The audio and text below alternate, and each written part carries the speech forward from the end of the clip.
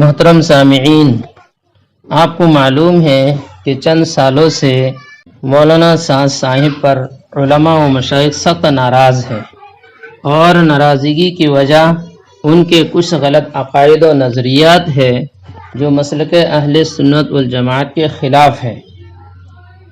اب آئے دن لوگ یہ سوال کرتے ہیں کہ آخر وہ نظریات کیا ہیں جن کی وجہ سے یہ مصیبت پیش آئی ہے۔ تو میں آج کی اس ویڈیو میں مولانا کے چند نظریات پیش کروں گا، آپ غور سے سنیں اور خود فیصلہ کریں کہ یہ نظریات کتنے خطرناک ہے۔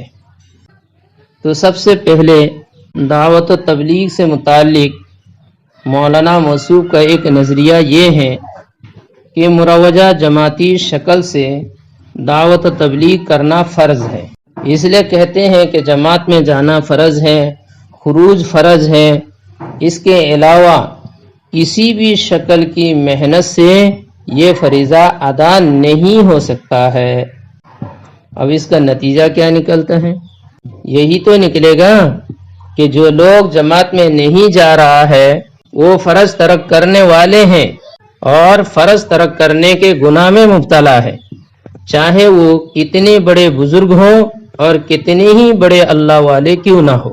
بلکہ یہ کہنا چاہیے کہ وہ اللہ والے ہو ہی نہیں سکتے ہیں، چاہے دین کے جتنے کام کر لے، کیونکہ وہ تارک فرض مرتکب کبیرہ ہے۔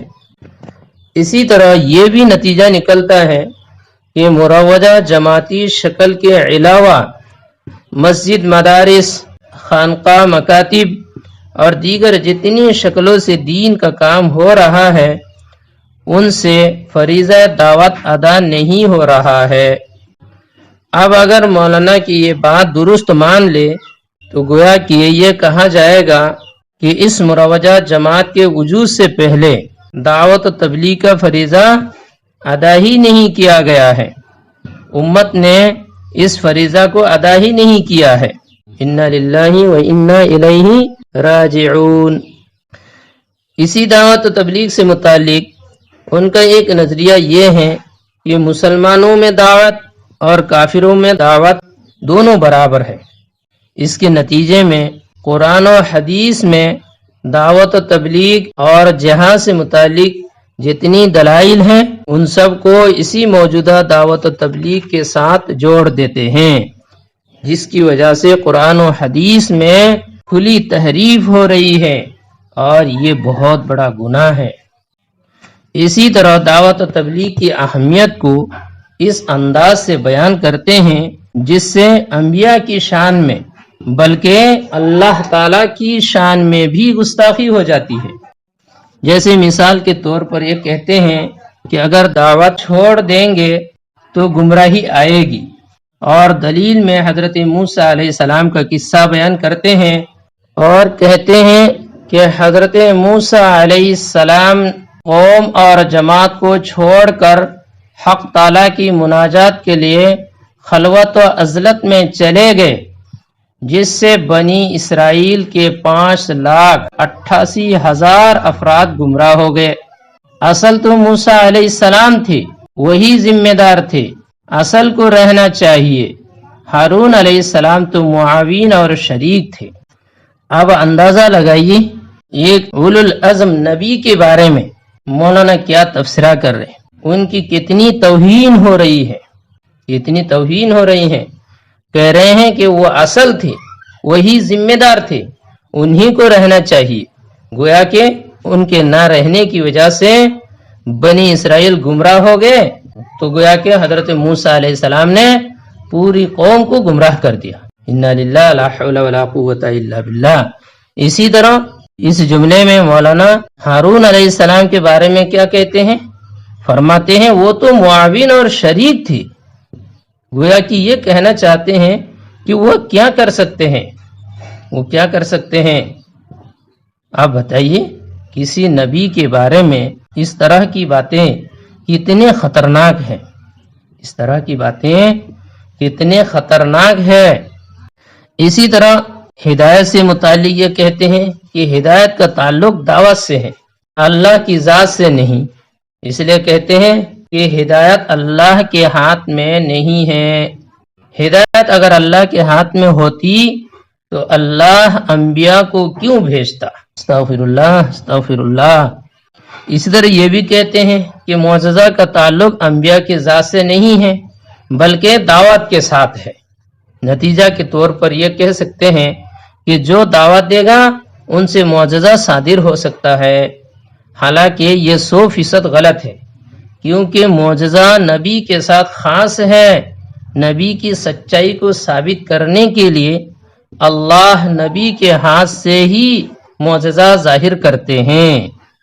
اور مولانا دعوت کے کام کی اہمیت کو بیان کرتے ہوئے یہ بھی کہتے ہیں کہ دعوت کے کام کرنے والوں کا ایمان فرشتے، انبیاء اور صحابہ کے ایمان سے افضل ہے۔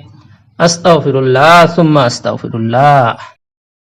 اجرت لے کر دین کی تعلیم دینے سے متعلق ان کا نظریہ یہ ہے کہ یہ سنت کے خلاف ہے، ناجائز ہے، یہ اجرت حرام ہے۔ حتیٰ کہ مولانا اس اجرت کے بارے میں یہ بھی کہتے ہیں کہ یہ پیسے رینڈیوں کی رینڈی بازی سے حاصل شدہ پیسے سے بھی زیادہ بدتر ہے، اور اس طرح اجرت لے کر تعلیم دینے والے علماء سے پہلے یہ رینڈیاں جنت میں جائیں گی۔ انا للہ و انا الیہ راجعون۔ اس کا نتیجہ آپ خود نکالیں۔ مولانا امت کے کس گروہ کو رینڈیوں سے بدتر قرار دے رہے ہیں؟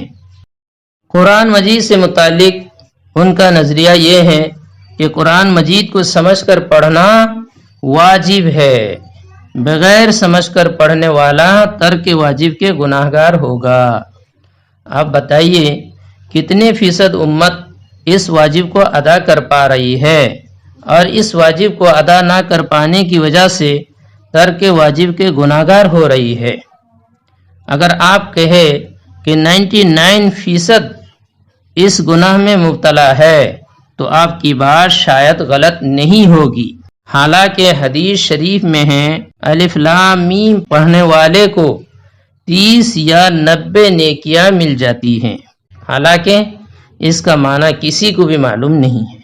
اسباب سے متعلق مولانا کا نظریہ یہ ہے کہ اسباب بالکل اختیار نہیں کرنا چاہیے۔ اسباب اختیار کرنا توکل کے خلاف ہے۔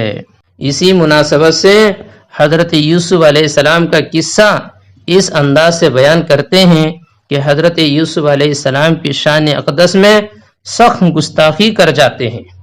کہتے ہیں کہ حضرت یوسف علیہ السلام اللہ تعالیٰ کو بھول گئے تھے اور غیر اللہ سے انہوں نے مدد مانگی تھی، تو اللہ تعالیٰ نے ان کو سزا دی اور مزید 7 سال جیل میں رہنا پڑا۔ اسی کمبخت اور بدبخت نے یہ کہا کہ مزید 7 سال جیل میں سڑنا پڑا۔ لا حول ولا قوت الا باللہ۔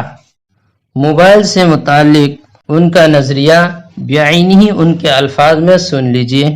فرماتے ہیں میرے نزدیک کیمرے والا موبائل جیب میں رکھ کر نماز نہیں ہوتی۔ تم علماء سے جتنے چاہے فتوے لے لو، کیمرے والے موبائل سے قرآن کا سننا اور پڑھنا قرآن کی توہین کرنا ہے۔ اس میں گناہ تو ملے گا، کوئی ثواب نہیں ملے گا۔ اس کی وجہ سے اللہ تعالیٰ قرآن پر عمل کرنے سے محروم کر دیں گے۔ جو علماء اس سلسلے میں جواز کا فتویٰ دے رہے ہیں، میرے نزدیک وہ علماء سو ہے، علماء سو ہے، علماء سو ہے۔ ان کے دل و دماغ یہود و نصارہ سے متاثر ہیں، وہ بالکل جاہل علماء ہیں۔ میرے نزدیک جو عالم اس کے جواز کا فتویٰ دے، خدا کی قسم اس کا دل اللہ کے کلام کی عظمت سے خالی ہے۔ آپ نے سنا مولانا کن کو علماء سو، جاہل علماء، یہود و نصارہ سے متاثر علماء، قرآن کی عظمت سے خالی دل والے علماء کہہ رہے ہیں۔ یہ وہی علماء ہیں جو موبائل کے بارے میں مولانا موصوف کے رائے کے خلاف فتویٰ دیتے ہیں، حالانکہ پوری دنیا کے سارے علماء جواز ہی کا فتویٰ دیتے ہیں۔ تو مولانا کے حساب سے پوری دنیا کے سارے علماء علماء سو ہے، سارے علماء جاہل علماء ہیں، سارے علماء کے دل قرآن کی عظمت سے خالی ہیں۔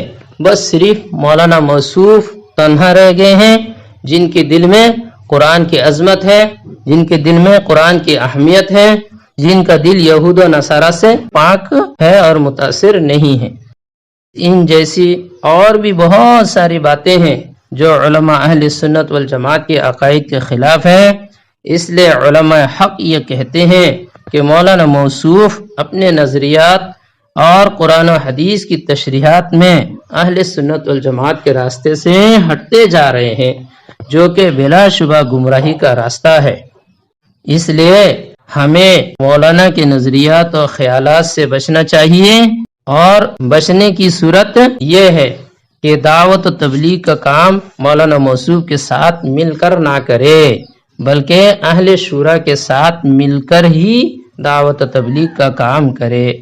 اللہ تعالی ہماری تمام محنتوں کو قبول فرمائیں۔